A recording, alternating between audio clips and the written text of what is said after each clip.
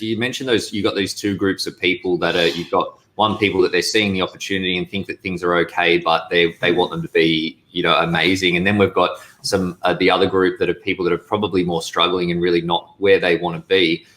Because there are a lot of people that are sort of impacted by COVID and in that situation at the moment. What would your tips be for someone there as to how they can take that next step to start getting closer to the position that they want to be in? I think change rarely happens alone.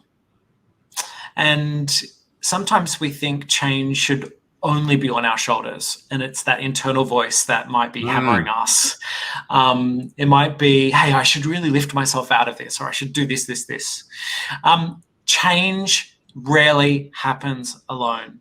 So who are your collaborators and supporters? I know to put this show on the road, this show that is me on the road, I have a Formula One team of people that get this prepared and ready to serve my clients. Who in your world collaborates with you, and what sort of relationships do you have around you? And we start to think about those relationships as collaborative partnerships, those ones at home, those ones in your friendship circles, but also the ones you pay. And I'm imagining some of your listeners might have the budget to think about opening up, collaborative relationships with professionals that are experts in unpacking the complex human experience and helping them get through, not just through the current struggles and the challenges we're facing, but also see these as really prime opportunities to really take stock of what you value and what you need up next. I think this is a great time in any disruption to sift through this stuff and get a sense of what's next. I know that's how I've rebuilt my business in the last 12 months after significant change in not as so many in-person high contact workshops with teams, way more one-to-one and digital workshops with my private clients and in teams. It's a complete shift. I've had to redesign what I thought I would be this year.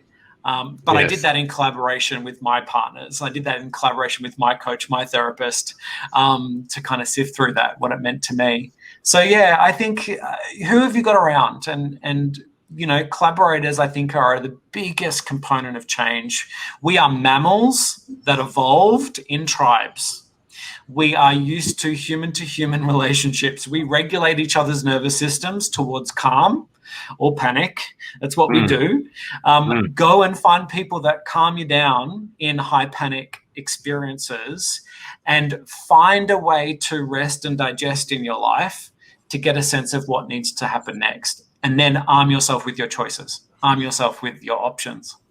Yeah, and I think that a big part of how that can be helpful, yes, you've got that expert knowledge and all the tribe sort of mentality or biorhythms or whatever that you're talking about there, but also just knowing that you've got someone that says, yes, that's good or that's right. Because I think that sometimes, and I can equate it to myself with business or people with their mindset or people with their money as well, that if you go, I think this is a good idea, or I should do this, or this is a problem, or this is an opportunity, then you can. It's all well and good to sit in your echo chamber and bounce your ideas off yourself, but then there's that fear that pushes you from taking the step to do what you need to do to get the outcomes that you want. And I know I got five different coaches for different areas of my life, and I know that I had a bit of a panic last week. Something went really wrong, and then straight away I was like, I got my mindset person, my two business coaches, and it's like that was 2 hours, and it was talking, thrashing some things out, getting the ideas, like you say, those options, and then